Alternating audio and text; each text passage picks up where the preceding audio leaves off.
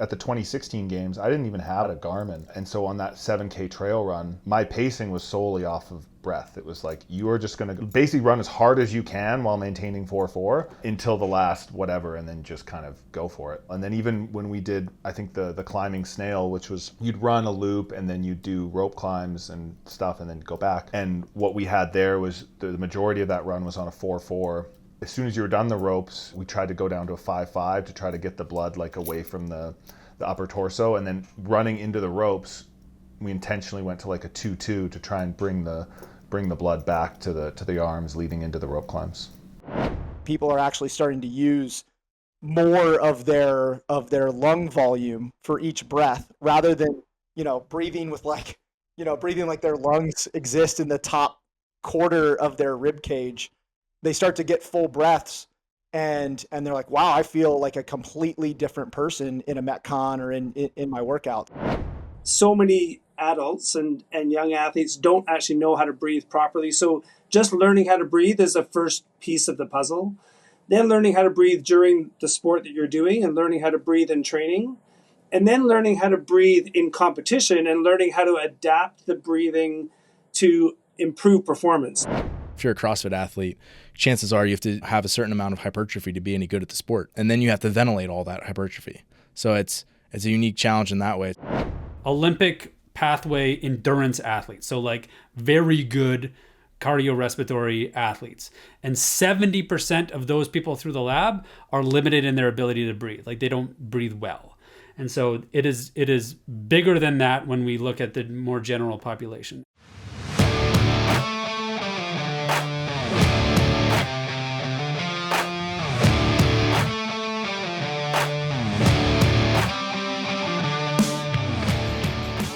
The Fitness Movement is brought to you by Zor Fitness. We offer coaching and individualized program design, as well as educational content for coaches and athletes. It's all one place, zorfitness.com. Before we dive in, I thought it'd be helpful to note that while this podcast does talk a lot about generalized respiratory training, we specifically mention the Isocapnic Breathe Way Better device a lot. And since a detailed explanation of this device really isn't mentioned until deeper into the podcast, I wanted to plug in this snippet from my conversation with Kyle Ruth about the Breathe Way Better device. With a Breathe Way Better, it's a really complicated mechanism. So I say it's complicated, it's not really. There's a big balloon, all right? And when you exhale into that balloon, it fills it with your own carbon dioxide. And then it has a little hole on the top, and when you inhale it, you're breathing in a mixture of your exhaled carbon dioxide and nitric oxide and oxygen and all the other stuff that you breathe out. But then you're also getting some fresh air through the tiny little hole at the top of the device. And so you're getting this mix of fresh air and expired CO2. So what it allows you to do is it allows you to breathe at really high respiration rates when you're at rest. So sitting here, if I were to breathe at the same rate that I did during exercise, like I would just pass out because I would blow off all my CO2. And, it happens when someone hyperventilates a lot, like they get lightheaded, and then, it progresses down. It's like lightheaded, dizzy, and then boom, they're passed out. So what it does is it allows you to essentially breathe at these really high respiration rates at rest. And as a result, you can train the endurance of the respiratory system. So if you're running 800 meters, you're breathing at like 45 to 55 breaths per minute. With a power lung, you're going to train at like 10 breaths per minute. And with a Breathe Way Better device, you're going to be training at 50 or 55 breaths per minute. So training the exact ranges of motion and respiration rates that you're going to be using during high intensity exercise. If you're interested in the rest of this podcast with Kyle Ruth, I will link to it in the show notes below. Now, let's dive into our discussion. Today, we're going to have a respiratory training roundtable, if you will. We'll see where the discussion goes. We're all pretty open to it. We got Luke Way on, who is the developer, along with Dr. Andrew Sellars of the Breathe Way Better. And both of them have a pretty extensive resume in the endurance world, both in performance and helping people with coaching side of things. We also have Brent Fikowski, multiple times CrossFit Games athlete, the professor. And we'll be joined as well by Kyle Ruth, who is a professional CrossFit coach, who's coached a lot of people to pretty sure almost every age group of the CrossFit Games, as well as getting there as a Masters. So, yeah. Kyle knows his stuff. I've never been does. coached by Kyle, but I would highly recommend Kyle as a coach. Kyle is my coach. So. Oh. No excuses. I also recommend him. Actually, no one should hire him because I want to keep him to myself. Yeah, right. All right, so I think one of the things that I don't know that I'm curious to hear is, Brent, what's your experience with Breathe Way Better? Yeah, my experience has all come through Luke, so I'm lucky that Luke happens to live in the same city as me in Canada here. And I know someone else began using it. I believe it was some athletes at, Training Think Tank kind of through Kyle. And I was talking about it, and I'm like, oh yeah, like I know Luke on a personal level, like he lives here. And they're like, no, like what are you talking about? So it's all come from Luke. Hey Kyle. Yeah, good. And really just, I think that was 2016, wasn't it, Luke, where we started using it. I remember doing some track sets, getting my butt kicked by his triathletes that he works with, and, just kind of going on that ride and sort of introducing him to CrossFit in a way. And, we've been hooking different stuff up to my legs over the years and my face to try to help me get better. And it's kind of been it was a fun journey. And I look back on, there was 1 or 2 seasons when I didn't really employ the Breathe Way bag, and I didn't do as well those years. So was there other factors? Maybe, but I think that was one of the roles for sure. I'm not sure if that answers the question. I mean, working with Brent was always like super fun.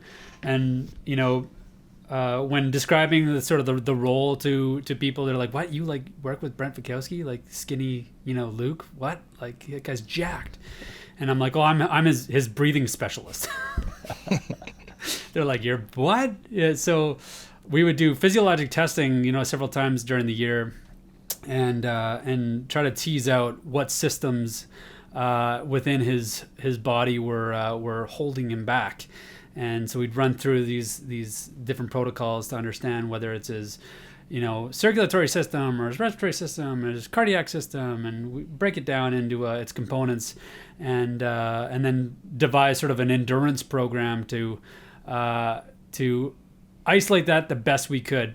It was always fun for me working with Brent because he is so busy with all the rest of his training for strength and lifting and gymnastics and all this stuff that, like, okay, Brent, we're going to do as much zone 2 training as we can. He's like, okay, that's 2 hours a week.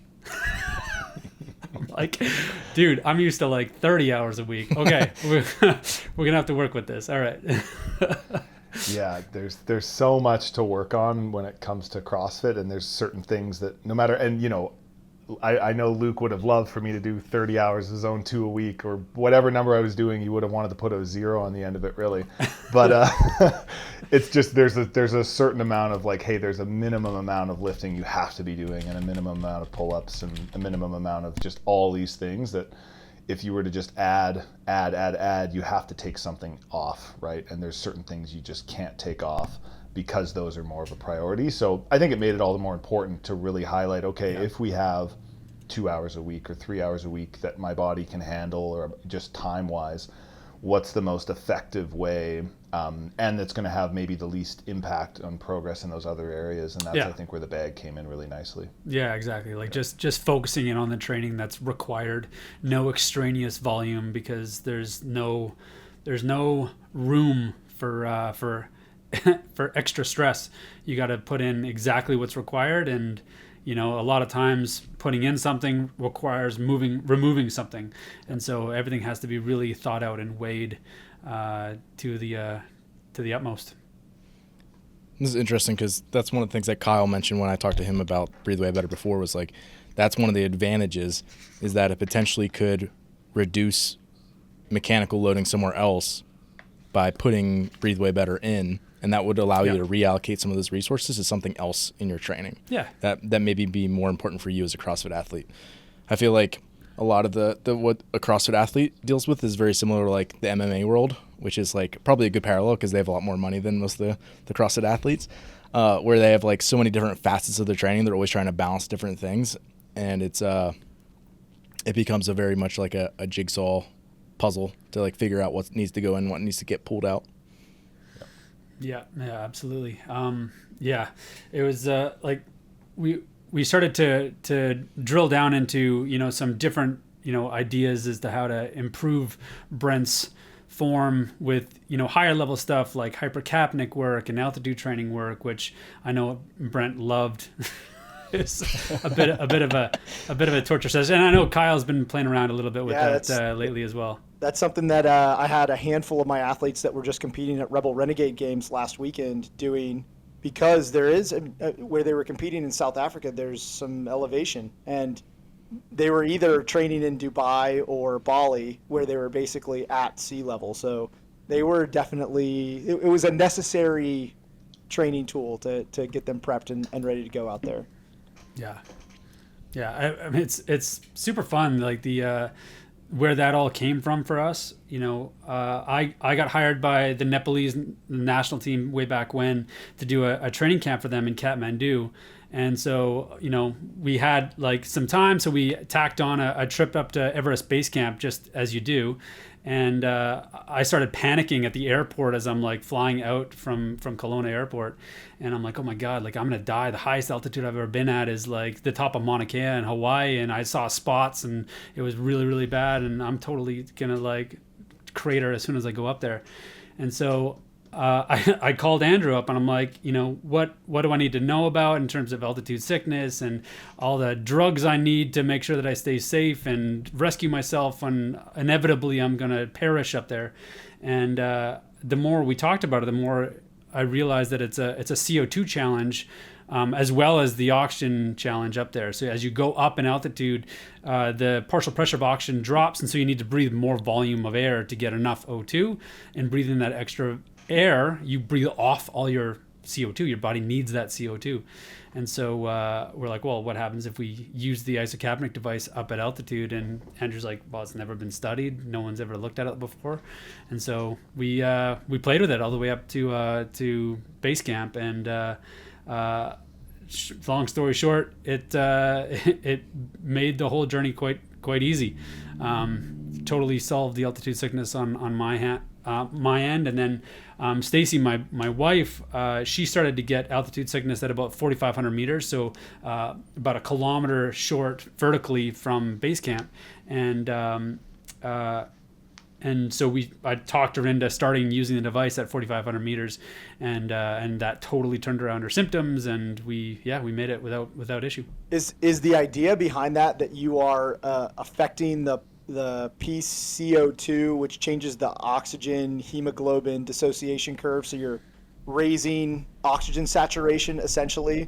But yeah, so like there's a little bit of, I think what you're alluding to is the Bohr effect, where you're driving more oxygen into the hemoglobin, but it's a little bit simpler and more mechanical. The way I understand what's happening is as you go up in altitude, the literal distance between the molecules of oxygen is just larger, and so you need to breathe more volumes of air to get enough oxygen to load your hemoglobin up, and so you have to breathe harder to do that. But in doing so, that's what creates the chronic challenge on the body, is that you're either hypoxic, driving O2 down, or you're hypocapnic because you're blowing off too much CO2. Right. And so you're always sort of juggling these things. And by using the device as a rescue protocol up there, you can then breathe enough volume that you vacuum up the available oxygen in the room without breathing off all your CO2. So it holds on to the appropriate amount of CO2 while you're there. So it's, because it's basically being recirculated in the bag. Huh. Yeah. That's interesting. See, I thought it was going to have a little bit to do with like, you know, the Bohr effect and PCO2. Like no doubt the Bohr effect has an impact on that, but it's really just the mechanics of it that's probably the biggest piece of it. Like you just have to breathe more up there. It was crazy to see your video where you were wearing your SpO2 monitor, and you could literally see the oxygen saturation going up. Yeah. You were sitting around like 80 or 78. And you I was at 70. Yeah, I was at 70. Yeah. And it's a great proof of concept for people that don't understand what the isocapnic device does, is that it holds on to CO2. So I can breathe as hard or as fast as required for the training. And you don't hyperventilate or hypoventilate. You keep your blood gas stable. So you really challenge those respiratory muscles, specifically. Well, one of the things you were talking about the altitude protocols and how Brent did not like them. I also, the first few times that I touched them, I also really did not like them. And I'm assuming that that's just massively elevated CO2 levels that you're because you're producing more metabolically, that you're basically just dealing with really like high levels of hypercapnia as a result of that. Yeah, like until Andrew gets his mic unmuted, I'll pretend like I know everything about this, but he speaks much more eloquently on this. But basically, your body controls CO2 in a very tight range. It can't go too high, it can't go too low, and that range is really tight. So when we say hypercapnic, extreme high CO2, it's like 1%, 1.5% higher than normal. And your body is super hypersensitive to that. Whereas you saw that video of me at altitude, my O2 sats were at 70, and like I had some symptoms, but my body wasn't panicking, and I was 30% off of normal. And so CO2 is by far much more sensitively controlled in the body, and that's why it's our whole shtick with isocapnic is to control CO2. Isocapnic is to control CO2. That's what that word means. Yeah, it's like intra-interval, using the Breathe Way Better. Intra-interval is maybe the most panic-inducing thing. Like I was a swimmer, and we did lots of breath hold work, and I swam the 50, so it was basically a breath hold event. But even that doesn't even come close to the level of panic that's induced by just breathing at 30 breaths per minute for a minute between thruster echo intervals. Yeah. I mean, I had to chuckle a little bit when I had Brent doing that for the first time at the track. I had my whole squad of triathletes that have been doing it since they were like 12 or 13 years old. So they're pretty used to the sensation of running an 800 or 1,000 or whatever, and then hopping on the isocapnic bag between. And Brent's doing it, and he's like full on CrossFit pain mode, just like the guys were like, whoa, he's really grunting. I wonder if he's gonna be okay. So whatever you got to do to get through the work. Yeah. And Luke's trying to say like try to take like relaxed breaths. I'm like, this is the only way this is getting done. So for people watching this, go ahead, Brent. Sorry, I didn't mean to cut you off. We're obviously all familiar with what we're talking about here, right? But this is you're holding on to a balloon, a bag. And there's basically, imagine there's a little hole in the spout. So you're getting about 10% fresh air. Yeah. We'll see. 10% fresh air coming in and out with every breath. And so you just keep rebreathing a lot of the same air that you're breathing out. So there's not as much oxygen. And so what it feels like, I mean, at least this was the initial kind of pitch that Luke was saying is, the set you were talking about, I think we ran, you'd run a 400 at like a challenging pace, and then you'd breathe into the bag for a minute. You'd rest for, what was it, a minute or 2 minutes? Yeah, about that. Yeah. Usually we would rest until your heart rate returns to zone 1. Yeah. So, a minute or 2 minutes, and do that for, about 8 sets. And so you're getting, 8 by 400. So you're, running for 2.4K, but it feels like you're getting 5 kilometers of running on your lungs, because the breathing you do into that bag, you're finishing the 400 meters, you're out of breath, you immediately start breathing into that bag. And for that entire minute, it still feels like you're running on your lungs, right? So that's that feeling when you're running near the end of a run and you feel like your lungs are going to explode, and you're taking like, panicky, hopefully deep breaths, and you're like, man, these are hard breaths and my lungs are on fire. You just continue that feeling for another minute or another 400 meters worth of running. So you're getting that training on your lungs to take really deep breaths. And then what it also does, I think one of the value, there's the physiological benefit to stronger lung muscles, better adaptation to, CO2 saturation, all that fancy stuff. Really with CrossFit, what I found as well is you have so many things to think about. and creating a more, you become more comfortable and it becomes more second nature to breathe appropriately. I showed it to an athlete and I had an extra one, so she borrowed it for a long time.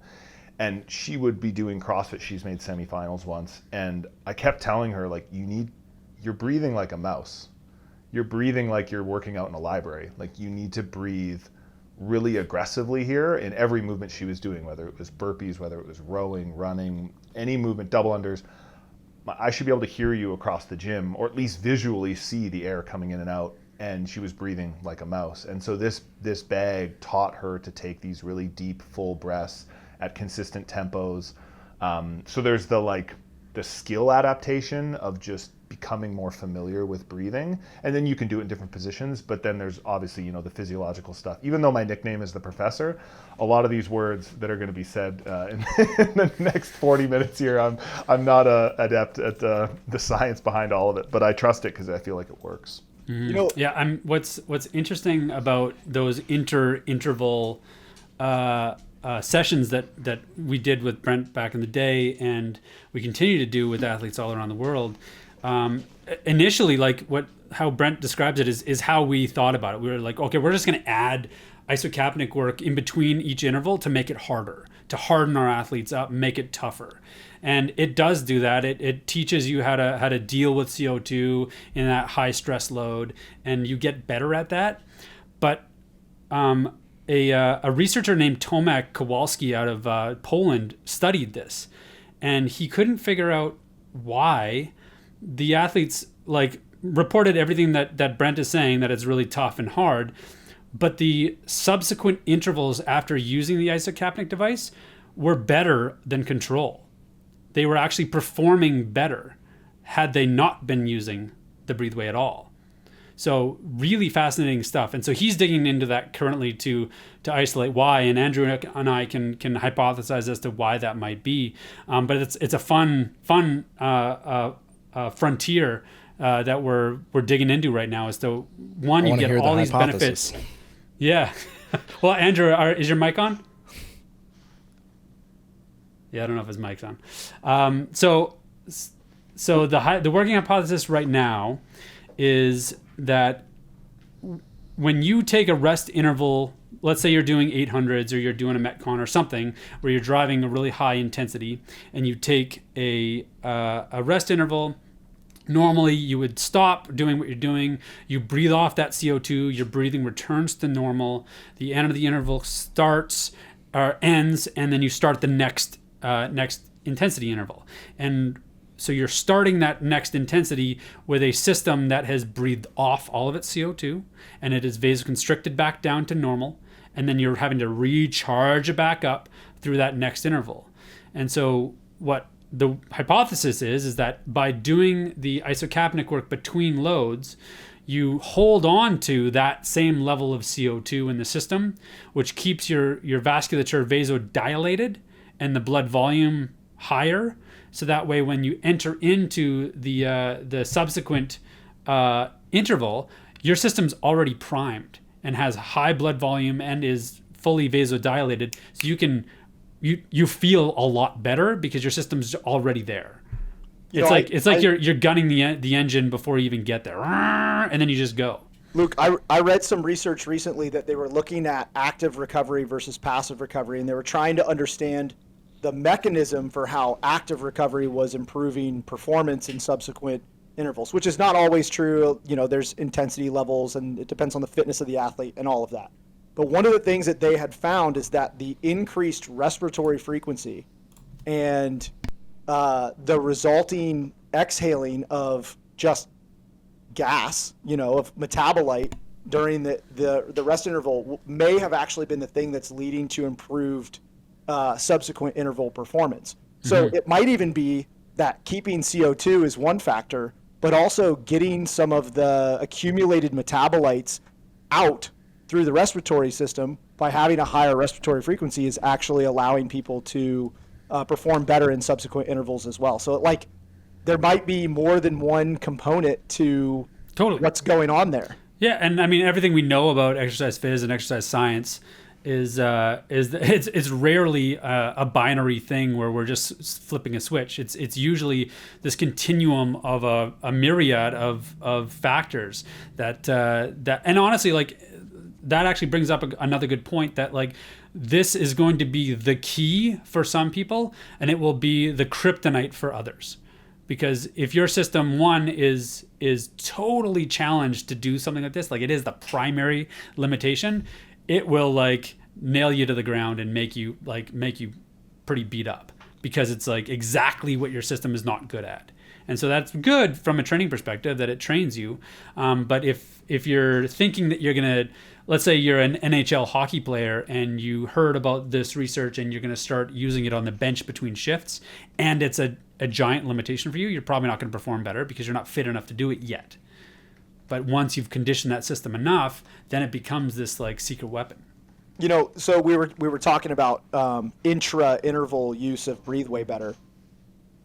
I did that myself, and I've done that quite a bit with some of my athletes. But what I've been gravitating towards more recently, last probably 3 or 4 months, is pre-interval Breathe Way Better. So rather than getting done with the interval and then recapturing all of that CO2, what I have them doing is basically like a really condensed version of the warm-up protocol, where they might go 20 seconds at 25 RF, 20 seconds at 30 breaths per minute, 20 seconds at 35, or even maybe take it up a little bit higher, and then immediately start their interval. And in it, just like how people are seeing improved performance using it intra-interval in their subsequent intervals, everybody has reported improvement in the interval after doing a pre-Breathe Way Better beforehand. Yeah, and again, nice. I'm not sure what the physiology is there, but it's almost across the board. Everybody is reporting feeling fantastic after doing that.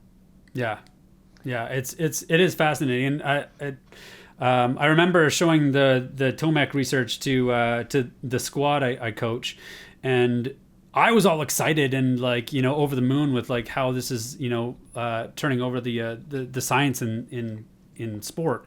And then all the athletes were just like, well, of course, like we've known that for years. Like they weren't surprised at all, because they've lived it poolside and trackside for their entire career, just being like, well, yeah, it's cool that people are recognizing it now, but like, yeah, like a lot of their favorite swim workout is the 10x100, you know, all out, and they do an isocapnic interval in between each 100 meter, and their intervals end up being more consistent and better had they just sat at the wall and did nothing.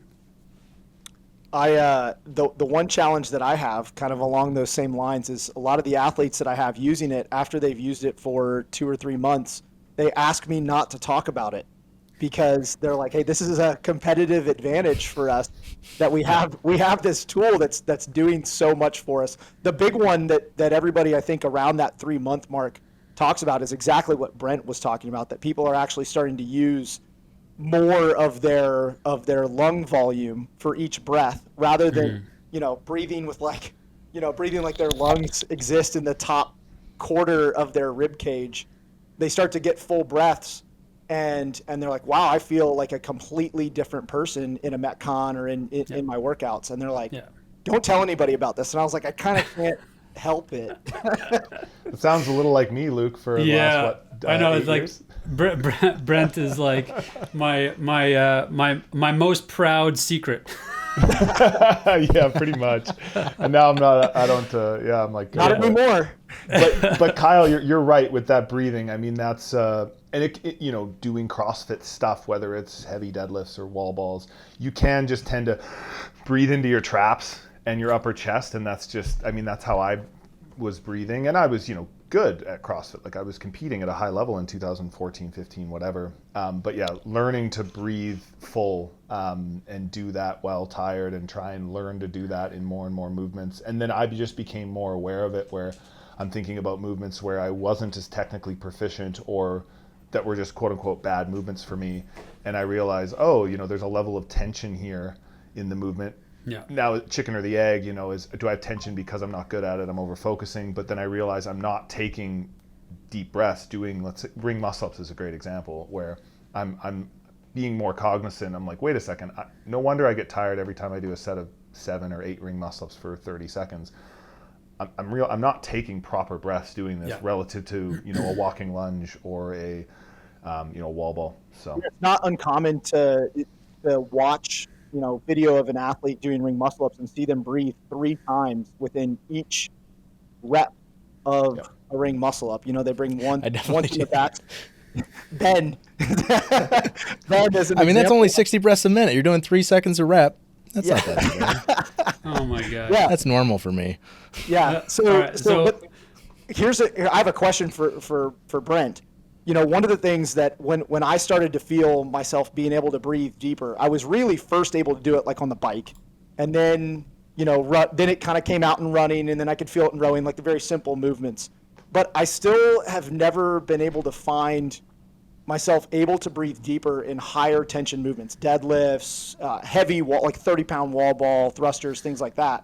And I find that I just have to like shift back to full breaths immediately after during the transition between movements. But I was curious, since you've done this for longer, is that something that you eventually found your ability to take full, like big breaths during higher tension movements, or was it still just in the transitions?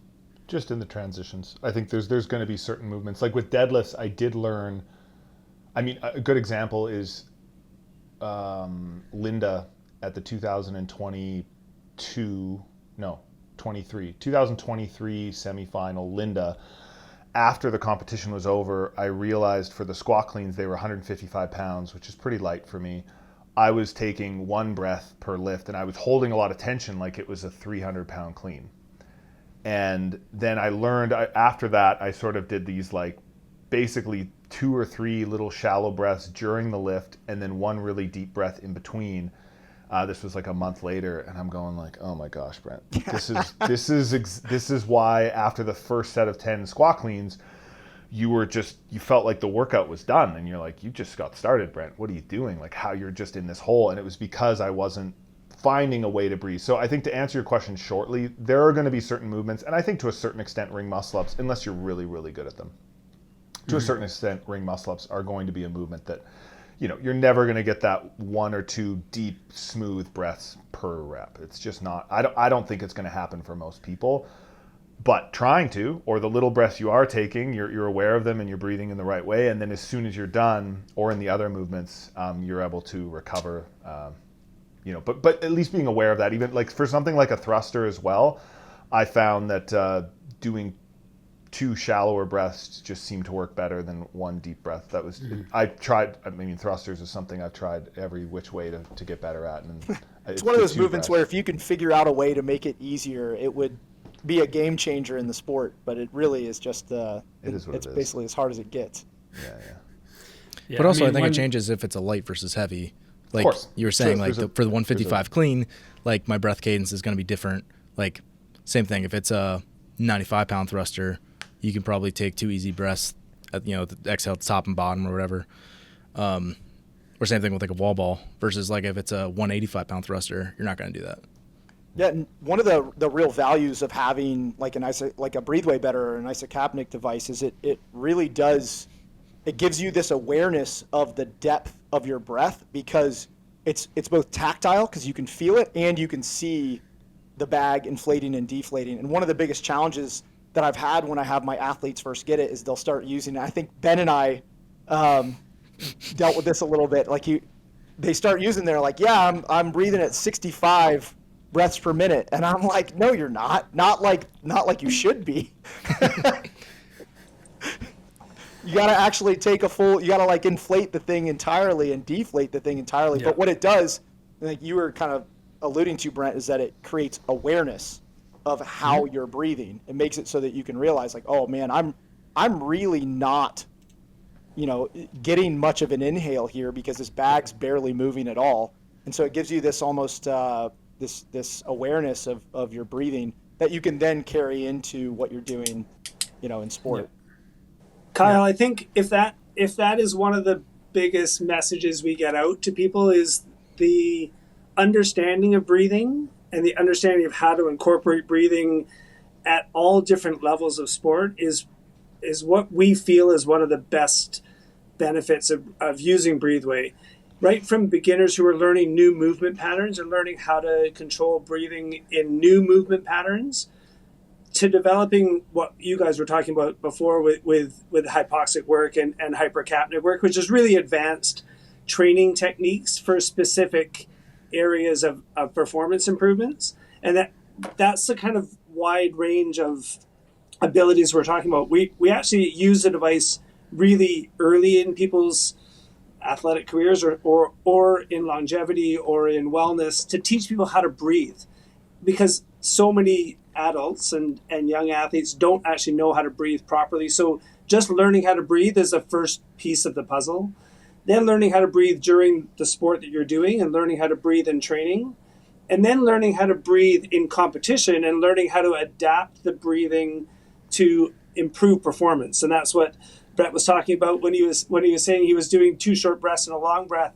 It actually might be a way of improving the performance of that sport at the moment, but it might lead to more fatigue after, depending on different breathing patterns. And had we known that was what he was going to be working on, we actually might have developed a different breathing pattern to incorporate into the performance aspect of it.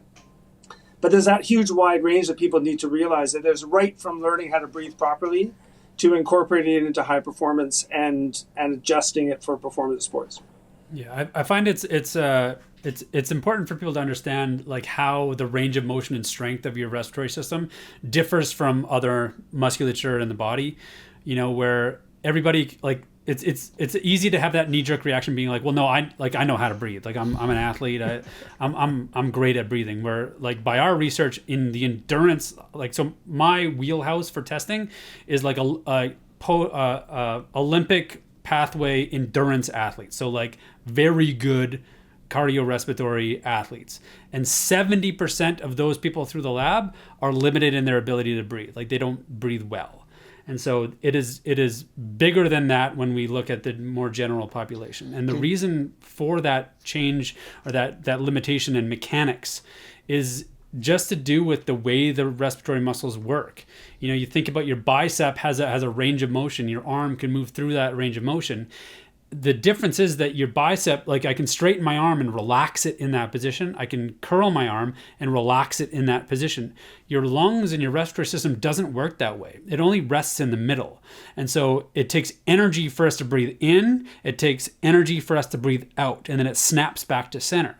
So if we never challenge that range of motion ever, then it's going to bias the center and it's going to be shorter and smaller.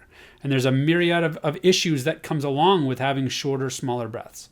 You know, that's an even bigger problem for CrossFitters because the diaphragm itself is a spinal stabilizer, and we're constantly in this battle between loading the spine and needing to take these big, deep breaths. And so people end up with a diaphragm that's very stiff and kind of stuck in that middle range.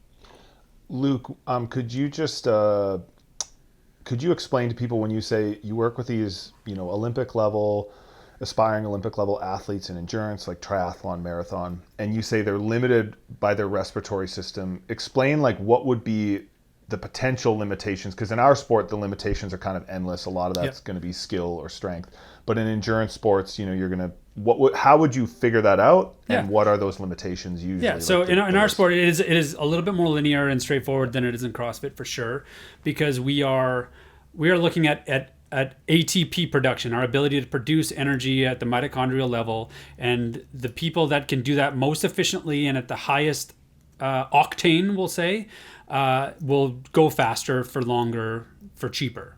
And a huge part of that is in the production of that ATP. We need oxygen to be delivered, and it produces a boatload of CO2. That CO2 builds up in the system, causes a cascading effect within the body of your body being able to deal with that stress. And the only way for us to get rid of that extra CO2 is to breathe it off. And so we can pretty tightly correlate somebody's ability to perform well to their ability to ventilate volumes of air. And by ventilate, that's liters per minute of air. So, you could have an average Joe athlete absolutely hunched over on the bike, fallen off, and they're at 70 liters per minute. Meanwhile, somebody getting ready for a Tour de France stage might be looking at more like 220 liters per minute. And there's a huge amount of variability there. And Brent's a great example for this. You know, there were tests that we did with Brent where he was breathing north of 250 liters per minute. And when you're breathing that much volume, the more inefficient you are, the exponentially bad the system can deal with it. The more times you cycle your respiratory frequency per minute, so how many breaths per minute you take, the more dead space you're just moving around. You're not actually breathing fresh air. So that when you're talking about breathing 60 breaths per minute, that's 60 times per minute you're cycling through 250 milliliters of dead space of just plumbing air, just the air in your throat and in your bronchial tubes that's not actually giving gas exchange at all. And so the deeper and bigger breaths you can take, the more fresh air you can get down to the bottom of your lobes of your lungs in the deepest part of your alveoli and get better gas exchange in and more CO2 exchange out. So efficiency is key here. This was something that Ben and I talked about recently, and there's a factor of someone's lung size, right? A larger athlete, like Brent is one of the biggest athletes successful athletes that we've had in the sport. So he's got big lungs. And so is it safe to say that a larger athlete is generally going to have lower breaths per minute or respiratory frequencies than a smaller athlete? Is that safe to say, or is that a stretch? So I'm going to hazard about the size, but it's actually the height of the athlete. So remember, your lungs are determined by the length of your thorax, the main part of your spine, because that's where your ribs are attached, and your ribs and the motion of your ribs determine the size of your lungs and your lung capacity. So the taller you are, the longer the triangle and the bigger the bases. So Brent's quite tall. How tall are you, Brent? 6'2". Yeah. So that if you're over 6 feet tall, you're going to have bigger volumes than somebody who's under 5'5". It's a correlation to height. Having said that, Brent was able to get to 250, and many athletes won't be able to get to 250 liters per minute. He was able to get it because of the size of his lungs and the ability to coordinate really fast breathing that got big volumes moving really fast. So I would hazard to guess what his maximum ventilation was before he started training, but he only got to be able to do 250 because of a really highly focused work on being able to breathe big volumes really fast. And that coordination is a big part of that, the volume thing. So the answer to your question is, taller athletes have the ability to use bigger volumes. Do they use it? Not all the time. And this gets back to what Luke says when he does testing. We quite often test. We tested someone, a triathlete who has since become world champion, who was only breathing 2 to 2.5 liters per breath. He's over 6 feet tall. He's got a lung volume now of close to 7 liters with some focused training, and he can access 3 or 4 or 5 liters of that with every breath now, where he used to only use 2 to 2.5 liters with every breath, even at high intensity. So he had the potential for using that volume, but never used it because of a lack of understanding and positioning on the bike and things. So for someone who's only breathing 2 to 2.5 liters to get to that 250 per minute, you'd have to breathe 100 breaths a minute, which nobody can do. Once you get over once you're breathing more than one every second, you really are getting into a panic state and an uncoordinated state. It's very difficult to coordinate any significant volumes over 60 breaths a minute. You think about that in and out cycle. It means a half a second to take a breath in and a half a second to get air out. You just can't move enough air to move bigger than 2 or 3 liters. This might be a bit of a stretch question, but have you guys found that when people get closer to 55 or 60, right around that 1 breath per minute, that's where the respiratory metaboreflex stuff really starts to kick up, where they start to shunt blood away from the limbs? Or is that a very individual set point? Or is there something like 55 to 60 is like that? Yeah, 55. I mean, 55 to 60 really is a physiologic and a biomechanical limit. So some people might hit that metabolic reflex at 45 or 50, but everybody hits it at 55, 60. And that metabolic reflex, for people that haven't heard about that, it's the body shutting down peripheral systems to protect the central system. So when your respiratory system gets so stressed that it's limiting the ability to move air, it shuts other things down. So it shuts legs down, it shuts arms down, it shuts peripheral muscles, and it tells you stop running or stop weightlifting so that you can actually breathe. And that's called the metabolic reflex. It's a basic safety reflex of the body. We have a cardio reflex that does the same thing. We have a brain one as well, that if we limit oxygen to the brain, we pass out, and that's a protective mechanism so that we lie down horizontally and get more oxygen to the brain. I mean, keep in mind that that metabolic reflex is like, well, and the body uses, what is it, like 14 to 21% of the total energy output to just breathe. And so here's my challenge to all of our CrossFit friends out there: when you're watching the next 5K running event, watch their posture. Everybody has, for CrossFitters, they have reasonably good posture with their running for the first kilometer, but then you can start picking them off one by one at when they lose their diaphragm control and when their posture starts to fall apart, and then their running form falls apart subsequently after that. Yeah. So, okay, I have another question for you guys, because I feel like I've got access to some people that that I wanted to be able to answer a lot of questions. So one of the things that we do in training CrossFitters is try to create like almost this flexibility where they have energy system flexibility to be able to sprint all the way out to longer endurance events. I mean, it's not like ultra endurance events or anything like that, but a marathon row it's an endurance event. It's an endurance event. Yep. When you think about training the respiratory system for CrossFitters, do you use a similar structure to what we would use, where we're training them to be able to have really high respiratory frequencies, really low respiratory frequencies, and this long kind of sustained middle respiratory frequency, where you've almost looked at, like, all right, sprinting, VO2 threshold, like the paces that correlate to that, and then train breathing in each of those realms? Or how would you approach? I'm kind of curious how you guys approach it with Brent and I'll let Andrew correct me when I go off on a tangent here, but you're approaching this like eating an elephant, and I would look at it a little bit more segmented as to how I would digest that problem. We want to isolate the systems that are limiting that particular athlete. And so to be like, okay, we need to train all CrossFitters to breathe over 55 breaths per minute is a hard and fast rule, which I try to steer away from. We want to train a system that is functionally limited. Okay, then we train it in functional movement patterns, so it gets better at breathing fast. Or maybe, and this is more likely the case with the CrossFitters that I've had contact with, is that they're functionally really strong. It's structurally they need help. They're 6'2", but they have the lungs of somebody who's 5'5". And so we need to train the structures to get bigger, and the coordination and the endurance required to maintain those big tidal volumes for longer.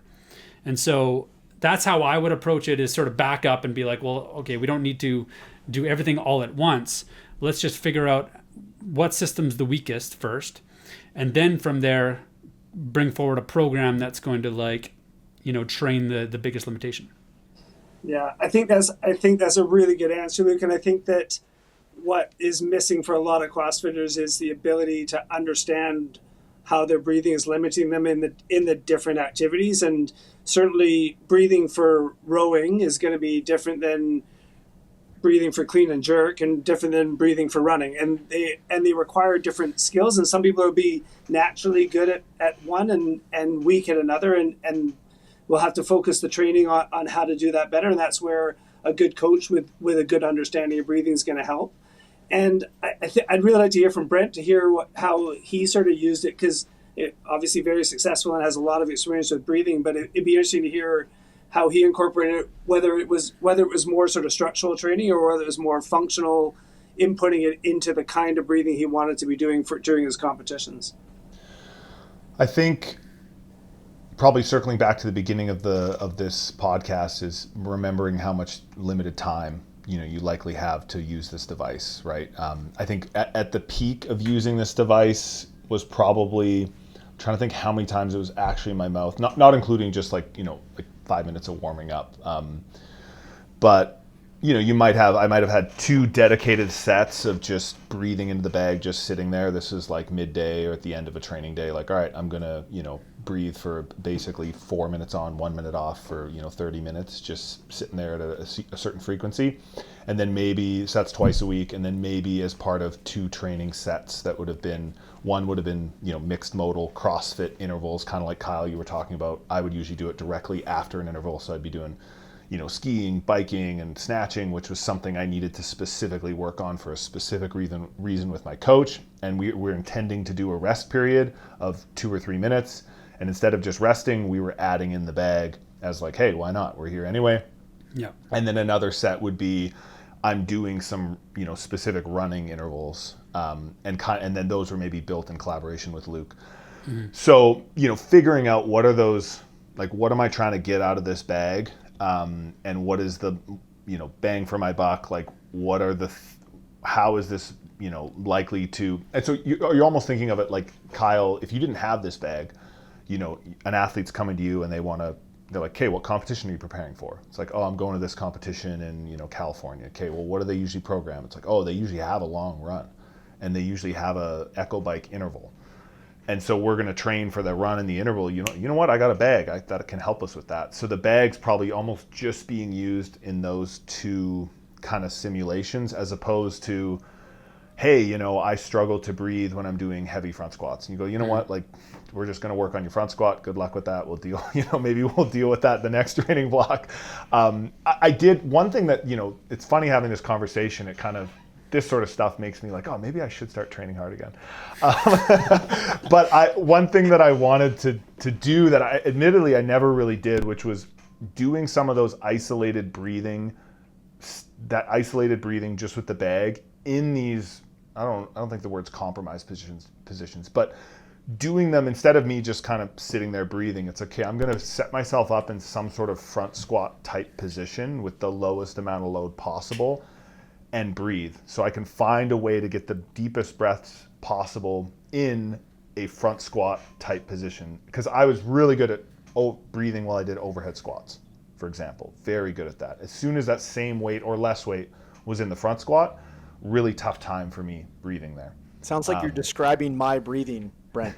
And that could be for everyone, but it might not be. And I'm sure, Luke, you've had people set up on the bike, maybe biking at little to no pace or no pace at all, and then they're breathing into the bag. So it's that same idea. Not something I didn't get to do, but I would have wanted to have done. Yeah, like in aero position, we do a lot of like diaphragm specific positioning and training so we can hold a more aero position while being able to ventilate appropriately for the intensity of the sport. But a couple of keys there is that, it is the perfect, accompaniment for your warm-ups, right? It's something that it fits in your bag and it goes around with you. And I would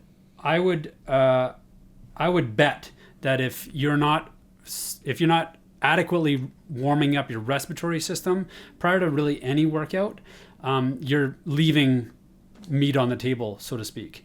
You're not doing your best, and it is easy to warm up, and it's really like the first thing we tell people to try with the device is just use it as a warm up, because it's gonna make your day better, and it's really simple to do. And then from there, it's building out programs to understanding whether you need more specific training for lung volume or specific training for coordination or endurance, or getting into more high level hypercapnic altitude work and that sort of thing. But I mean, the warm up is by far the easiest thing that people can integrate into their daily routine. The other thing is that it pairs with daily life quite well. And so a good example of this is like, 6-time world champion Corey Wallace will do his isocapnic work while answering his emails in the morning. He's doing that anyways. He's sitting in front of the computer doing his thing. And so he does an entire respiratory workout while he's doing his chores, essentially. And that way, when he hops on the bike and does his 8-hour ride later that day, he's already done an entire workout for his respiratory system. I just got back from a comp, and there was 7 events, and we went and got dinner after the 7th event, and my dad's like, "Oh, you're not breathing in a bag," because that was the first time I was in the car that I wasn't breathing in a bag. So it was like every time that was like part of my warm up. It was really hot in California, so it was 5-minute warm up on the way to the venue in the AC as like pre-cooling, and then I would start like a abbreviated cyclical warm up so my core temp wouldn't get as high, and then get into it, and then it was the Isocapnic cool down on the way back to the Airbnb. So yeah, it was every single time. Kyle, I want to hear about do you use the Breathe Way at all for like positional breathing? I know you've done a lot with positional breathing. Yeah, so that was actually going to be how I was going to kind of follow up to Brent's comment was I definitely think there's some value in using the Breathe Way Better from a positional breathing perspective. But I also, so what I've used I was really challenged with breathing on the rower. For whatever reason, when I was in the catch position, I felt like I could not expand at all. So what I basically did was I put myself in the catch position. I got the bag, and I was using it for for breathing and just trying to expand as much as I possibly could, try and get some diaphragm expansion, try and get some low rib expansion, and it didn't take very long to figure out that by doing that I could kind of break through whatever breathing blockage I had on the rower. And I would do a series. It was about a 5-minute warm-up series. And as soon as I was done, I would row, and I felt like I could breathe again. So it solved some of that issue. And that got me thinking, what about front squats? One of the most challenging positions to breathe in the sport. Like, can I develop my breathing in front squats? I haven't played around with it too much, but it got me thinking. We're talking about one of the biggest issues, breathing issues that we see is breathing mechanics. Right? People don't know how to breathe. But then you get athletes that are like a Brent that are on the complete opposite end of the spectrum, who have trained, do know how to breathe, can take these big giant breaths, but now they're in competition and they're carrying a yoke with a belt strapped on really tight. And so all of the breathing mechanics that they've spent all this time training, getting the diaphragm to expand down into the into the gut and the posterior ribs to expand, it can't happen anymore because there's a belt cranked down.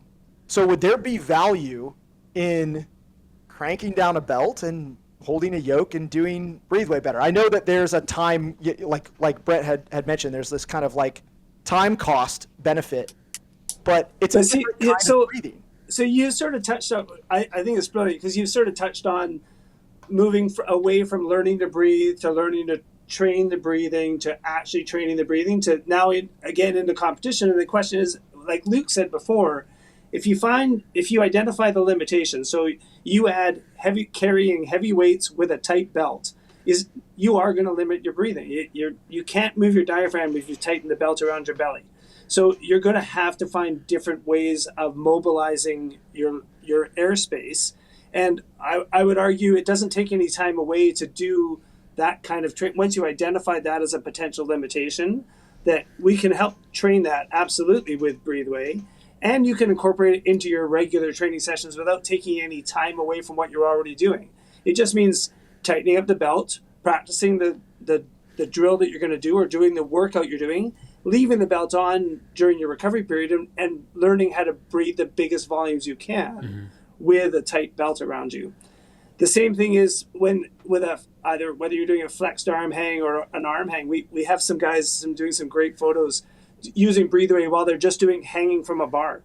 And their whole thing is that they've been so used to using their accessory muscles of their upper shoulders and stuff. As soon as they're hanging from a bar and you've eliminated that, they are now forced to only use lower ribs to move air. And they felt so short of breath when they first started doing it. They could barely move any air at all. again, it's a great challenge. Hang from a bar and see how big a breath you can take. And I guarantee you'll take smaller breaths, but you can learn how to adapt. And it's all about coordination of muscles between diaphragm, intercostal muscles, and the accessory muscles of the abdominals. And so learning how to do that can be better done with Breathe Way because you can do it for longer periods of time with bigger volumes. You can actually see the volumes change. Whereas if you try and take 3 or 4 really deep breaths and you over breathe and blow off your CO2, you're going to get dizzy and you're only going to be able to do 3 or 4 breaths. So the Breathe Way allows you to keep doing it and keep practicing it for longer periods of time until you find the right combination of that muscle coordination to allow for proper breathing. I saw some research on special forces athletes, and it was some ruck research, and they were looking at load carriage. And one of the things that they had investigated was they were using just respiratory resistance training, right? So not isocapnic, they were just using like a power lung type breath trainer. Boo. And they found that only the group that trained with the ruck on and the straps tightened down improved their breathing in the ruck versus the group that trained with the power lung without the ruck strapped on. Yeah, so they've learned functional movement patterns, right? You practice in the sport that you're doing. It's like saying we can make practice on the bike as much as you want. You're not going to become a great runner. Your endurance will improve, but functionally they're different sports. So as big a heart and as big a lungs as you have and a huge VO2 max, you're not going to be any better runner if you've done all your training on the bike. So when you guys talk about structural training versus functional training, structural would be like trying to create rib cage expansion, trying to not necessarily increase lung volume, but increase the lung volume that you It does increase lung, but you can increase lung volume by increasing diaphragm thickness and increasing the strength of the diaphragm over time. So the stronger your diaphragm and the thicker your diaphragm, it's a skeletal muscle like any other muscle. It improves and hypertrophies with training. You can actually increase the tension that it creates, so it actually can fall further down and create bigger lung volumes. So you're absolutely right. The structure of the respiratory system is the size of the space that we can occupy. So you get that from increased rib mobility and increased diaphragm flexibility and strength.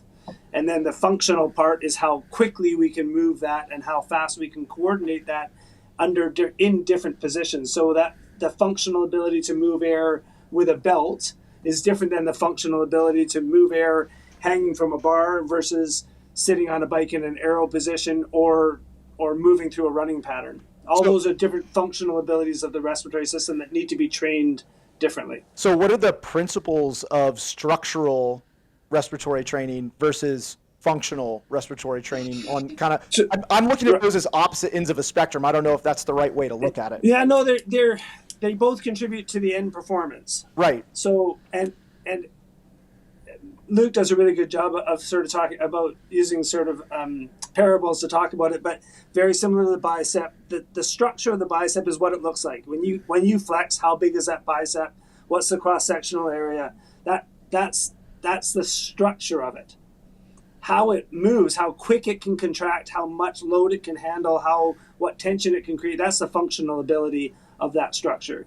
So for the respiratory system, the structures are the ribs and the joints and the motions that they move through. Those are structures that can change over time by increasing flexibility and mobility. The thickness of the diaphragm and the strength and thickness of the intercostal muscles and the abdominal muscles that all contribute to the functional movements that they produce. So the main things to remember for structures, it takes months to years to develop.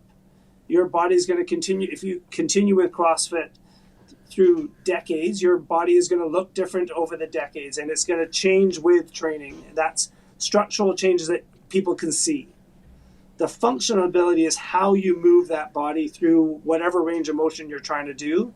And the functional abilities you can change really quickly. Brent could teach me how to do squats tomorrow, and I will move better through that squat motion because of the training. If I'm better tomorrow than I was today at doing a squat, that's a functional change. He's taught me better biomechanics, better movement. He's increased my hip range of motion a little bit. Those are all functional abilities to do a better squat. How do you identify who needs structural changes versus functional changes? Because in my head, So- since I don't have, most of my athletes are remote, like I don't have Ben here to be like, all right, do this, do this, do this. How could I assess that? Or do I just create a program that's pretty comprehensive with both structural and functional? So the simple way to assess someone's structure from the respiratory point of view is simple spirometry. So a single breath, how big a volume can they move and how much air can they move in that first, we call that FEV1, forced expiratory volume 1. So that's how much air they can move in a single second. Is a little bit of a function, but it also requires the full structure. So how big of breath can you take in a single breath and how much can you get out in the first second? Those are really simple assessment that we can do with a portable spirometry. So it's about $100 US, $120 US. You can get a portable spirometer and you can measure that. So that's a pretty good assessment of structure, is how big the volume is. And then all the other assessments are functional. And those are the two main ways of doing it is to do a step test, which we have built into the app for using BreatheWay. And the other way is a little more expensive and a little more cumbersome, but it's doing VO2 testing and actually look at ventilation through VO2 testing. Mm-hmm. And so those are becoming more accessible with more units that are portable and less expensive than they used to be. But those are the two main ways of assessing the functional ability. Yeah, I might inject a simple way that anybody can understand their breathing form. If you're going to go out and do a steady state run where you feel like the intensity is controlled, quote unquote, and so it's going to be somewhere zone 2, zone 3, maybe zone 4, depending on your running. But even into zone 4, if you have good respiratory control and coordination, you should be able to hold a 3-3 to 4-4 breath pattern. So what that means is you're taking 4 steps to breathe in, 1, 2, 3, 4 in, 1, 2, 3, 4 out. Right? So that's about 24 breaths per minute because most people run around 180. I've got a heart rate monitor that tracks respiratory rate. So I was going to be I was curious what that would correlate to. So versus you staring at your watch all day at the number, just count your steps per inhale and count your steps per exhale. And if you're in a steady state intensity, you're not sprinting, you should be able to breathe slower than 4 breaths per minute. If you're having to breathe faster than that and you can't sustain it, that means that your respiratory system can't deal with the amount of CO2 you're producing. When you say sustain it, you mean maintain that 4-4. It feels like not a challenge. Run. Yeah, it feels like it's not a challenge. It feels natural, and it feels like you could run 10K, half marathon, whatever, and be happy like that. Athlete Ben, my athlete Ben, where do you feel like you're at on that right now? Dude, I'm 2 in, 2 out probably. Like I'm very much like short torso, not tall guy. Just fairly big BMI relative to, I mean, my BMI relative to like an endurance athlete is just completely different, right? Like I have an obese BMI. And that was like one of the things that Kyle and I talked about before was like, if you're a CrossFit athlete, chances are you have to, have a certain amount of hypertrophy to be any good at the sport. So it's like, and then you have to ventilate all that hypertrophy. So it's a unique challenge in that way. So it's like, I'm sure for a lot of people who are, the, Olympic caliber, a triathlete, I'm sure that cadence is no issue at all, Well, I mean, I can speak anecdotally, and maybe Brent can fill in the gaps. But initially, when we would have him running on the track, I remember him running at a 2-2 breath pattern and holding steady state intensities. And after a couple months to a year of breath work, he's easily sustaining 4-4s, if not 3-3s, or 5-5s, or even bigger. Yeah, so I could do, when I would go on zone 2 runs, I think it would be either 5-5, maybe 6-6. Yeah. But yeah, I remember when we first started, you're like, oh, let's just warm up. I couldn't do 7-7, like impossible. And then I think I was sort of able to do 5-5, but I think I just wasn't. I was definitely doing like a 3-2, I think, because I wasn't thinking about it. And then I know when I'm at the 2016 games, I don't think I had a Garmin.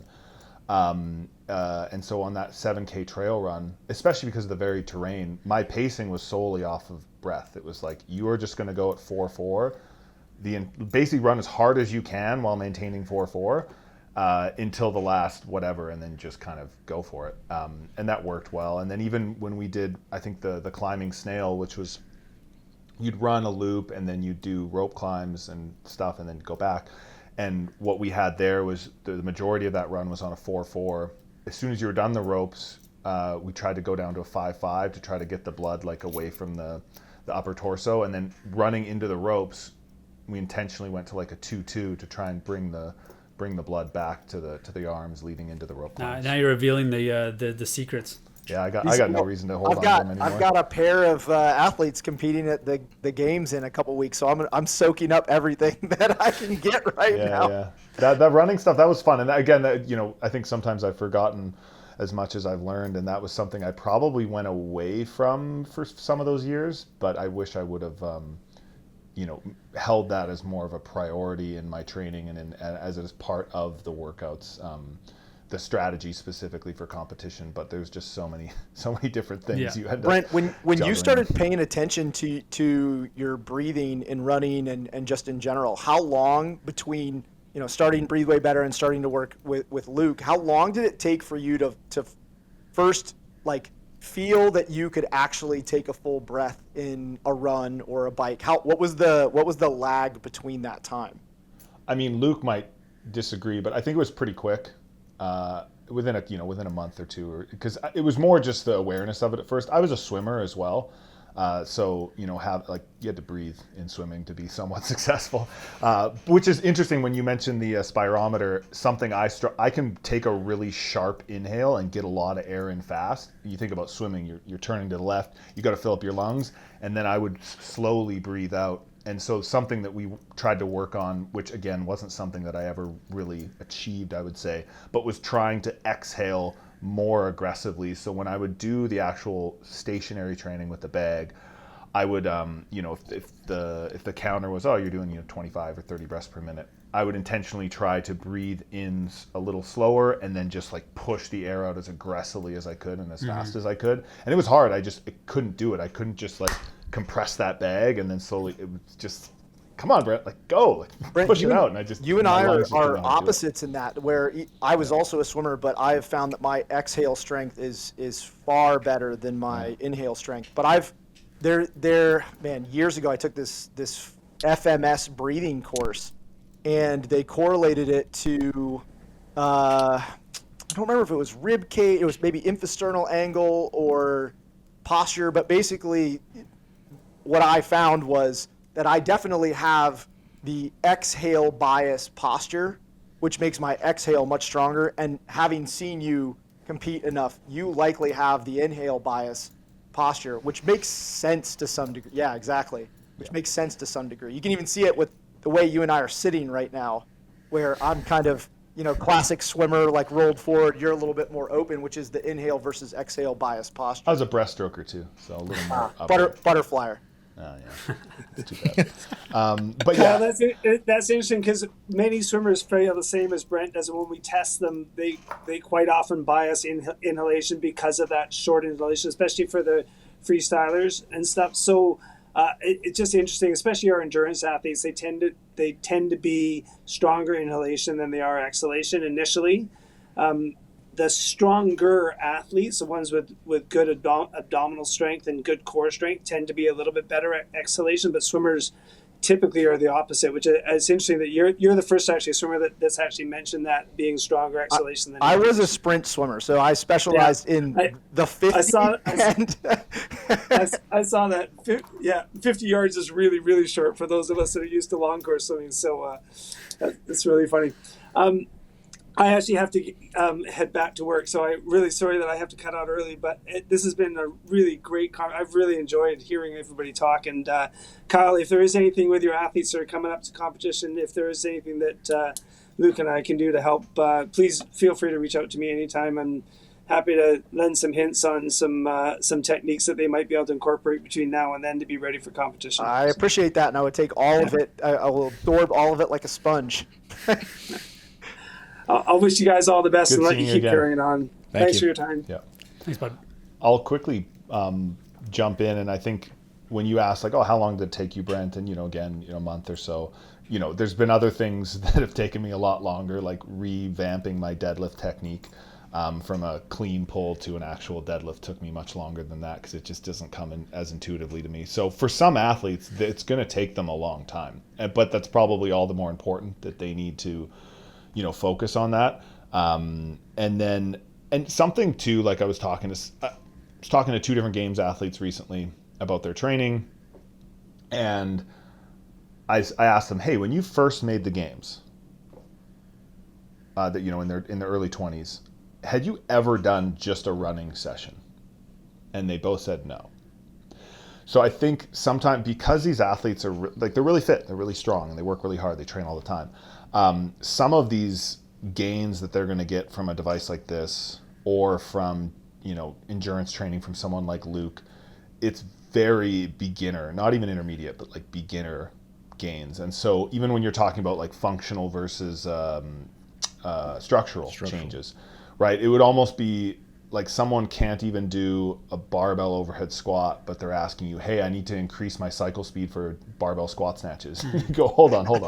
Like you can't even put a bar over your head with straight elbows, and you're telling me you want to increase your, body weight touch and go squat snatches. So I think sometimes with the breathing, with, let's say we're talking about CrossFitters, they could be such novices in the realm of just breath control during physical activity that the most, and that could include athletes that are world class in CrossFit, and that's not a slight on them. It's just it's an opportunity, right? And I remember some old video of it was like Katrin and Sarah and Tia running at the track, and Sarah wasn't doing as well in the intervals, and Chris Hinshaw was saying like, oh, like view it as an opportunity. Like you just competed against them, and you were going tit for tat. You're within a couple points of both of them.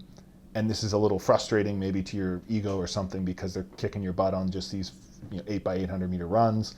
No isocapnic training in between, so but little. He started it up now. Yeah. Oh, has he? Yeah. Oh, great. But I didn't know that. That's great. But so for someone like her, it's like, hey, this is an opportunity. Like if you're able to make some beginner strides here and get closer to them in this stuff, that's going to open up a realm of opportunities and points that are just lying there on the table for you to pick up with just the most basic training. And so sometimes I see that with this, that you can get like hyper specific. We were all hooked up and we were doing the like the hypoxic training and the simulated altitude training, which was fun and I think has value. But for a lot of people, it's just like, can you breathe more than 2 liters and not just breathe into your traps is going to just develops so much if you can work on that for a month. Yeah. Like the reason I was asking you, Brent, is because I've had a Breathe Way Better since Luke. When did I originally get that? Was that 2021? Yeah, I think so. Yeah.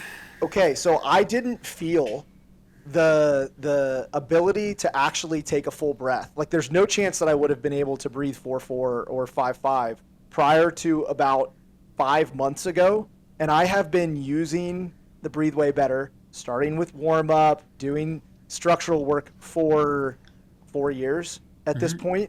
And it literally took me that long to actually start to get, breathing changes. And I think part of that may be because I did exactly what you're talking about, Brent, where I jumped right ahead. It was like I started with the warm up, started with some expansion stuff. And when I always had my lung volume tests when I was in graduate school, and so I had big lung volume, so I wasn't worried about it. I was like, oh yeah, I got good lungs, so I'm set. But it wasn't until I slowed down and started to do some of just the actual expansion protocols, and then trying to use it in the bike on the runner, and when I was actually that was when it finally clicked. Versus, I work with Toby Buckland, who just qualified out of South Africa. He, we started using the Breathe Way Better. We started doing some basic structural protocols because I coached him the way that you should coach someone, starting with the basics, and then I just jumped into the deep end.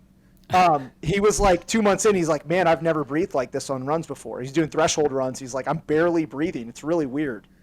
So like the rate, to your point, of someone's adaptation if they are willing to do it well, do it right, and start from the basics and work your way up is much faster than if you just beat your head against the wall for 4 years. Well, it's only natural too for athletes, like high achieving individuals, type A, athletes, to want to, think that more is more.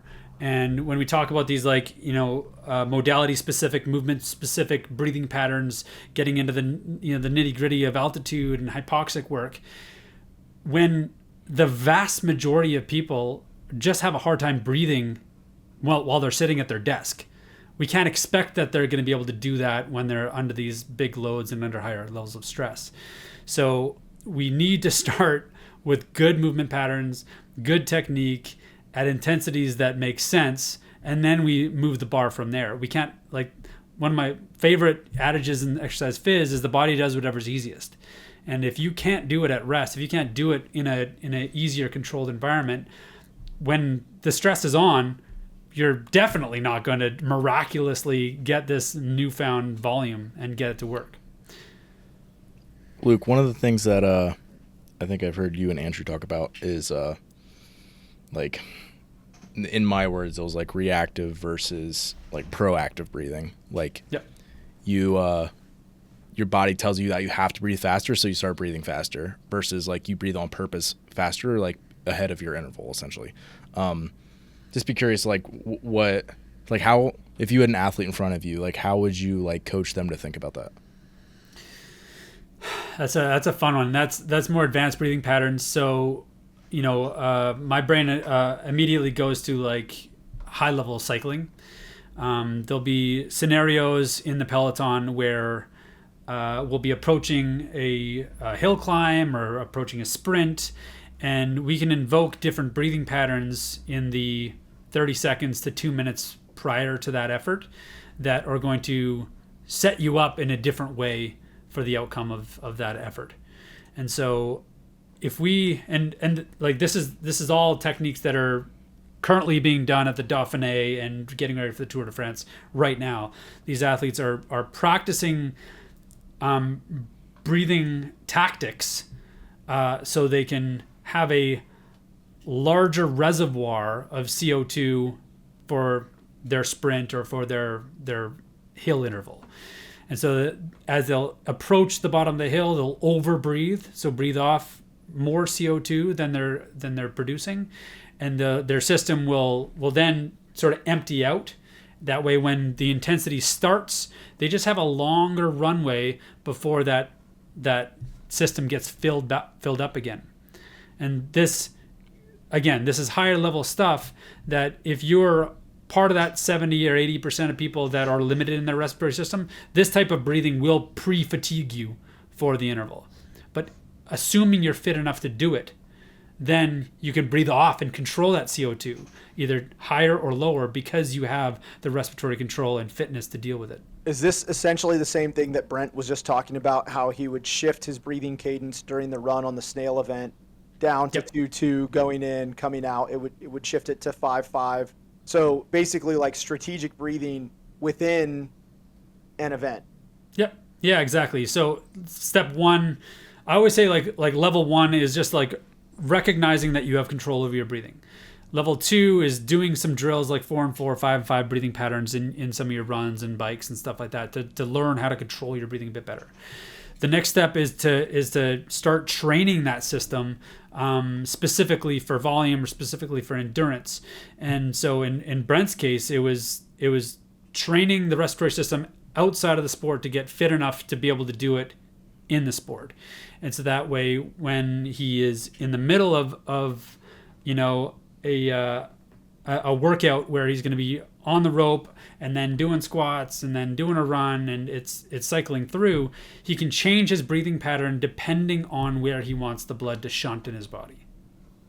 Another example of that, actually just pulled up the video, I was watching it, is 21.2 dumbbell snatches and burpee box jump over. I'll send this over, you can add it in the description or something. But from the start of the workout, 50-pound dumbbell, I was breathing really aggressively just right out the gate. Or even, I think there's a workout, I think it was that year, yeah, it was 2021, at the CrossFit Games. It was 21:15.9 Echo Bike Power Snatch. And so as soon as I got on the bike, I was taking these really aggressive, like inhale exhales, just to get as much air moving from the start as possible, as opposed to, you know, starting this dumbbell snatch workout or that Echo Bike workout, breathing like a mouse, breathing quiet. And then as I got tired, I started breathing more aggressively because my body was like, oh, you know, we need the air, or we need to get rid of the air. We need to get the air in. It was like starting that breathing first. But like Luke said, if you're not used to doing that, that's going to make you more tired, because it takes energy to move, you know, to move your lungs, right, to expand and contract. So if you're starting that thinking that's a good idea at a long, you know, 15-minute workout, and you're doing that, oh, sorry, that was really loud. See, right through the headset. But yeah, so I think that's, you know, you can use that, but maybe yeah, probably not for everyone. I was able to do that fairly early in our relationship, and it seemed to work. But you know, probably a better. Yeah, and just understanding that everybody has strengths and weaknesses, and everybody can get to an elite level of any movement pattern given the training that they do and the conditioning that they do. Some people like Brent have a background in sport that sort of set them up to be a little bit more prepared for more intense or higher level respiratory training. And some people, like this other world champion we were talking about in triathlon, needed to start from square one. Giving that particular athlete a hard training session early on was enough to sabotage 48 hours worth of workouts. Like, needed 2 days of total rest, because his suitcase of stress load was so perfectly packed before we got there that adding in just what I would say is like a medium level respiratory training session was enough of a challenge that it exploded that suitcase of stress, and he needed to totally recover. I can see as well, you know, piggybacking off what Brent was saying, that so many people correlate fatigue or I need to back off to heavy breathing. So the idea that you might have a robust enough respiratory system that you can pre-breathe and get your respiratory rate up before you're fatigued makes no sense, I think, to the average, not even average, to most high level competitors, because they think, oh, if I'm breathing hard, that's a sign that I'm either, you know, near my fatigue threshold, or I exerted myself too early. And so that right there just sounds like it's like, whoa, that's crazy.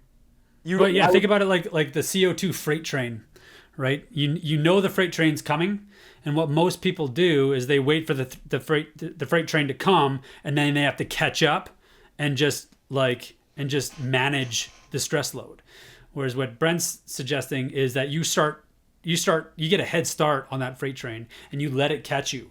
And then it catches you, and you have a little bit more time before it overcomes you.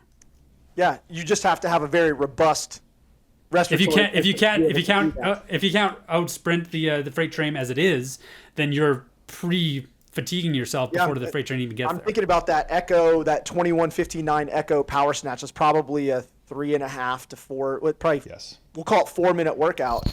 And so Brent's ramping up to 45 to 50 breaths per minute, and then going to sustain that for 4 minutes.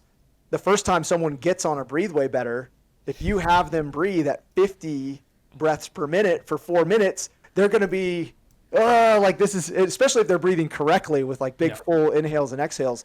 That's a really challenging breathing session. And then you're asking them to do Echo and power snatches on top of that. That would be Kyle, are you doing any VO2 testing with athletes?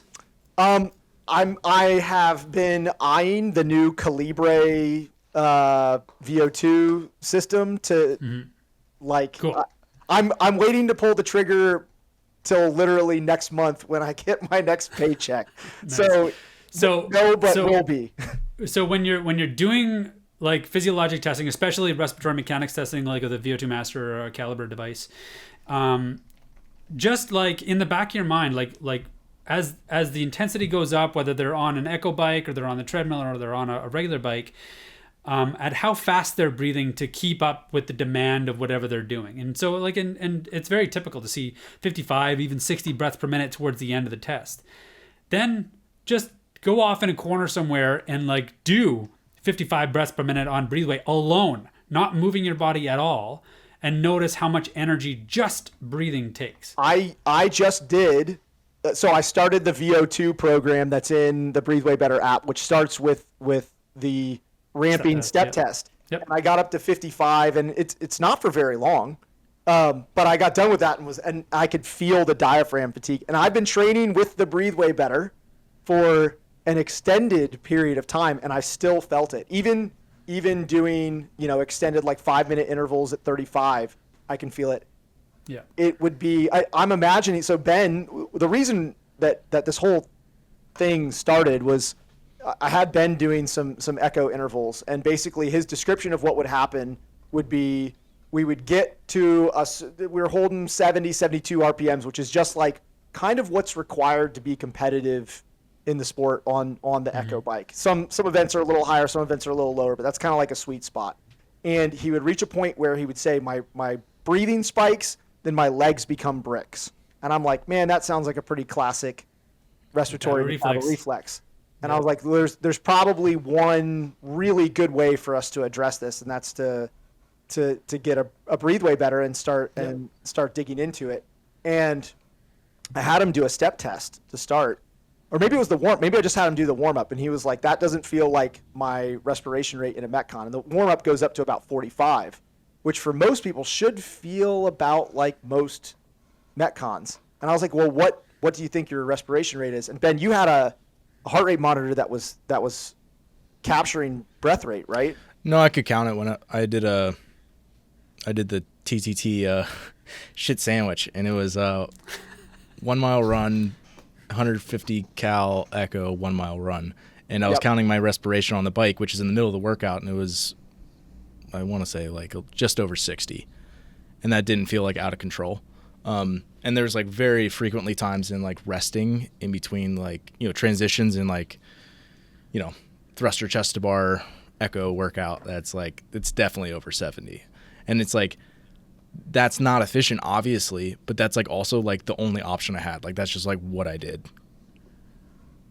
Mm-hmm. So that's why we arrived here, working with the Breathe Way Better and having this podcast with you guys. So here's a question for you, Luke.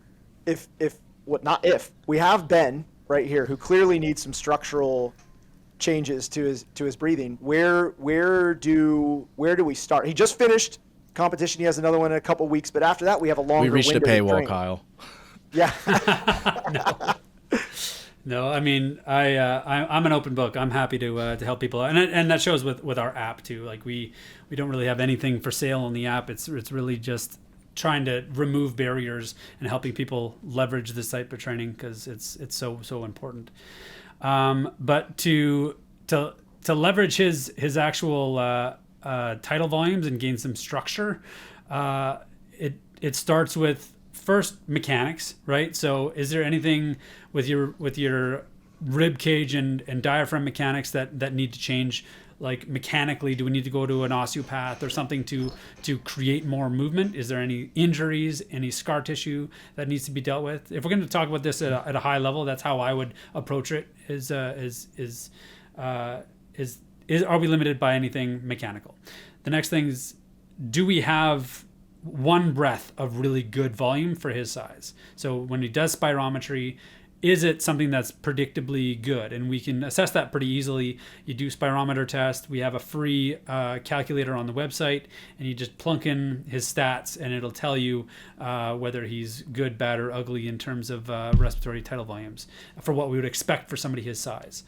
And then from there, we build out a program. If there's if we're trying to build that structural volume, then we need to have the primary focus of sessions moving forward. So 80% of the breathing that he does throughout the week is focused on breathing well and breathing deeply, moving through full range of motion. That means every single breath he is trying to stretch his lungs bigger but almost more importantly, squeezing past neutral. Most people only breathe from neutral to full, neutral to full. It's being able to breathe past neutral and totally exhaling with your intercostal muscles and your abs squeezing down on your whole respiratory system.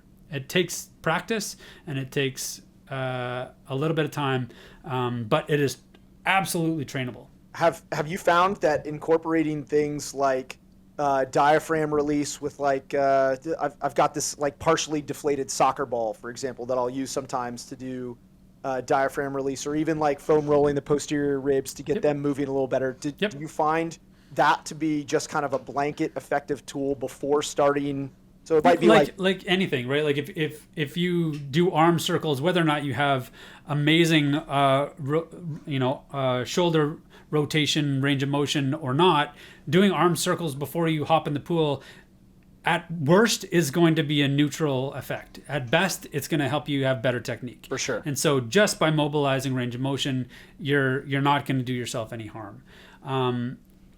Things like rolling out your diaphragm, getting diaphragm massage. A lot of people have broken ribs that they didn't know they had, and so having some of that scar tissue released can help with a little bit of rib cage mobility. I've had really good success having athletes working out on a power plate device. Have you seen the power plates? It's like a plate that vibrates, and actually doing a respiratory training while on that device, and it actually opens up range of motion that they never thought they had, like posterior chain especially so. So absolutely doing all that sort of mechanical work is going to help you with that range of motion. Now, it's like teaching a bird how to fly. Just because you can flap your wings once doesn't mean you can fly to Mount Everest. Like we have to have, first of all, just the mechanical ability to do it. And then we need to build some strength and coordination behind that, and then the endurance behind that. And so, Kyle, one thing that you could do with your spirometer is start doing series of spirometry tests to start to get an idea of athletes' respiratory endurance. So you do one spirometer test, you get their tidal volumes, and you get their functional strength. Do 3 in a row, you get a bit more of an idea of where they're at. Let them rest for 2 minutes, then do it again. Let them rest for 2 minutes, do it again. Inevitably, you're going to see a trend where they can no longer hit the volumes anymore. As now you have a benchmark to see that they got through 9 series, or 9 breaths, I should say, before we saw their volumes really start to trail off. And so if we're trying to build endurance with that range of motion, then we can use that as a benchmark to see how their training is affecting. Man, that was so valuable. Just I do think you should put that behind a paywall. So that's a trick that was taught to me by one of the coaches we work with Major League Baseball in the NFL. So he it was news to me that the pitchers in the Major League Baseball are like all over isocapnic training, and they're in it for CO2 control and stress management, so they can be more accurate under stress. And so that's where we started working with the tactical officers and snipers and golfers to actually get more accurate under stress, which is fascinating. A lot of stress is related to carbon dioxide levels, which is why when people panic, they hyperventilate, and the whole series of things, which is very similar to what a lot of people describe their experience in a CrossFit Metcon. It's a controlled panic, and like that's where they end up at the end. So it's a very common... so crazy. Like even like the post interval isocapnic work, it feels like you're in the middle of Metcon. Like the feeling, like your vision, all of it mimics it almost exactly. Mm-hmm. Yeah, and I mean like just be positive with yourself and know that this system is like incredibly well trainable, because most people are going to be governed at like 100 liters per minute or 150, or one of my favorite right now, because we're in the playoffs, is hockey players are governed at this like weird threshold of 180 liters liters per breath, or liters per minute of breathing. And we can train those same athletes that were otherwise limited by this breathing rate to 300 liters per minute, and that system becomes just so much stronger and so much more conditioned that their breathing alone doesn't become the limitation anymore. And so when they are trying to make plays, trying to be accurate with their shots on net, they just get a heck of a lot better because their system can deal with that stress load so much better. Yeah, that's cool. And especially in those sports, like baseball and hockey's obviously there's a high fitness component, but I think a lot of people, are hyper focused on I need to be a faster skater, right? Yeah. I need to be faster or more powerful. And in volleyball, it's I need to jump higher. If I put 6 inches on my vertical, all my problems will go away. I'm sure in baseball, if I just throw 4 miles per hour faster, all my problems are all solved. But it's there's lots of facets even to those sports. At the pointy end of the spear, so we work with some coaches that are involved with the All Blacks, New Zealand rugby, and their world is not even making athletes run faster anymore. No. It's can we just maintain speed longer, because that wins championships. It's not so much being able to out sprint somebody in an acute moment. It is that in the end of a series of games, your team is just 0.5% more conditioned to maintain the output that they started with, and that's what wins.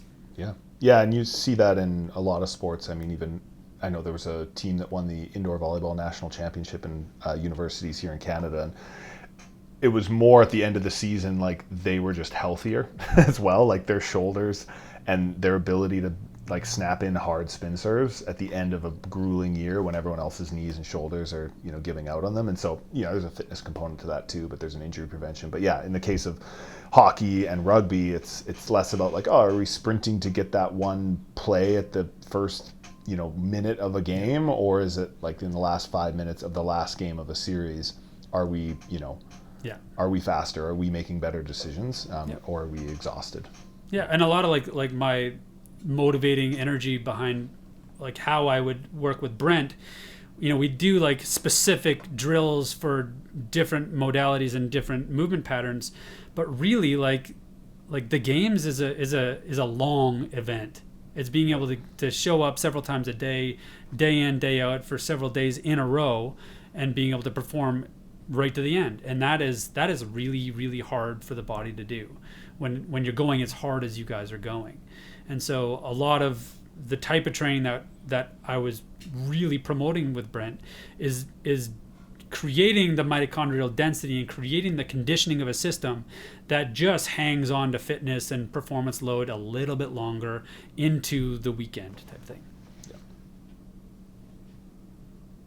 Well, man, I wish we could keep talking. I think we did it. I'm really enjoying this. I think we're going to call it. Really appreciate all you guys. Yeah, I've thoroughly enjoyed this. So thank you. Yeah, super fun. If you guys get questions, we want to do a part 2. Happy to dive in. For those still listening, Breathe Way Bag, Breathe Way Better, Isocapnic, check it out. This is a long advert. That's fun. It's the untapped resource that people don't realize they have. It is an incredibly trainable system that most people think is just automatic, and it is absolutely not. For me to talk this long-winded means I have control over my breathing. Yeah, I will also say that every one of my athletes that competed at a semifinal this past year uses the Breathe Way Better consistently in their training. So there's another. In fact, both of my games qualifiers use the Breathe Way Better on a daily basis. So does Brent, and I guess technically I do too, and I'm technically a Masters Games qualifier. There you go. So look at that. Thanks, correlation, guys. Causation, who cares? 100%. www. 100% correlation. Yeah. Well, we're just happy to be a part of the conversation. Yeah, no, it's great. Thanks for listening today. If you're someone who just started listening to the show, I would encourage you to subscribe so you can stay up to date. If you're someone who's been listening for a while, I would encourage you to rate and review the show. And lastly, the best thing that you can do to support our work is also the best thing that you can do for your performance. And that is by hiring one of our coaches. Until next time, stay the course.